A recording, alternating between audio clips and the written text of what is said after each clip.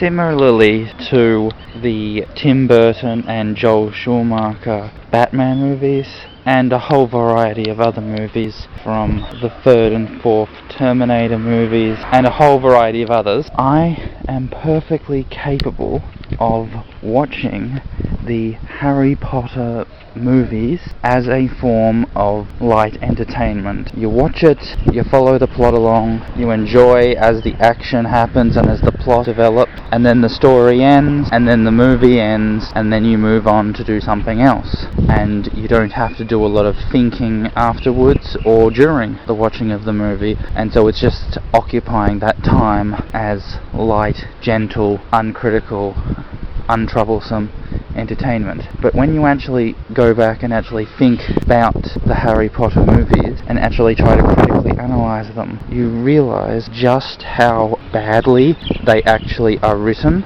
and how when it comes to epic, interesting, fascinating storylines, they actually are found very lacking. And it's kind of similar to the whole 50 Shades of Grey phenomenon. The fact that romantic and erotic fiction have been around in our bookshops being published for generations, and yet the particular book that becomes ultra super popular and becomes converted into a movie is actually one of the poorest written that you could imagine. In comparison to other epic novels of romantic erotic fiction, 50 Shades of Grey is worthless, and yet it's super popular. It was made onto the big screen. And so when you look at Harry Potter as a teenage fantasy mystery series, it is not that good, and yet it's the one that's become super popular, name recognition, made into a full set of 8 movies, and so it's actually not that fair.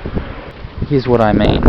So when you actually look at the core plot line that the Harry Potter movies take, especially the first 4, you'll notice that there's a pretty standard model in place which takes on the teenage mystery storyline model. So even though it might be marketed as primarily a fantasy series, Harry Potter, in the first 4 books at least, is primarily a mystery series. Our heroes realize that something suspicious is happening behind the scenes. They collect some information, they draw conclusions, they investigate further, they make predictions about who's done what and why, and they collect more information, and then there's a twist where they discover that they were wrong, that there's someone else to blame for all of this, and then there's the epic climax when our heroes fight off against the villain and they win. And so it seems fairly obvious that J.K. Rowling borrowed the core ideas for her Harry Potter series from the traditional mainstream works of British teenage mystery novels.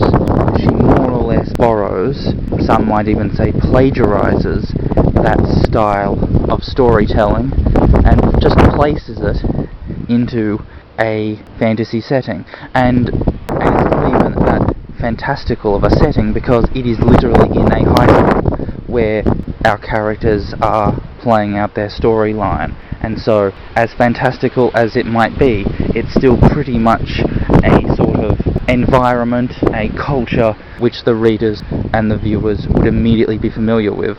It's not something that we'd be unfamiliar with. And so that's the first thing. The actual plot structure is pretty much standard, orthodox teenage mystery novels, and there's nothing wrong with borrowing from a particular style, but as far as praising J.K. Rowling for any sort of genius is completely unfounded, because in terms of actually adding something new to the world of literature, or the world of fantasy, or the world of storytelling, she hasn't done anything. All of the characters in the Harry Potter storyline are utter cliches ripped straight from the tropes of the British teenage mystery novel world. And so we can actually go through them one by one and point out that they are tropes without anything particularly unique or interesting about them, whether we're talking about the cold and hostile teacher who has a grudge against our main character, who seems to be plotting against our main character. You can never trust, but you have to respect him because he's an authority figure. That's been used thousands of times in teenage novels, and it is just Snape to a T. Nothing new and nothing interesting. What about the other teacher? Female, more motherly, paternalistic, kinder, yet still cold and cruel, but more open to our characters. Again, that's just McGonagall. Nothing particularly interesting about what she represents or what she does. She's just pretty much that trope.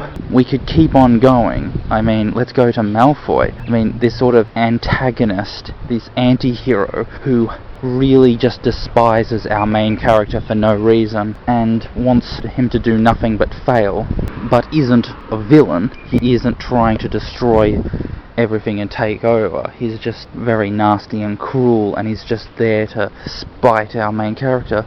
Again, that's just a normal, everyday trope of this genre. We could keep going through Ron and Hermione and Harry and Hagrid. They're all the same. They are just the standard, orthodox, boring tropes of the teenage novel world, and particularly the teenage school mystery world.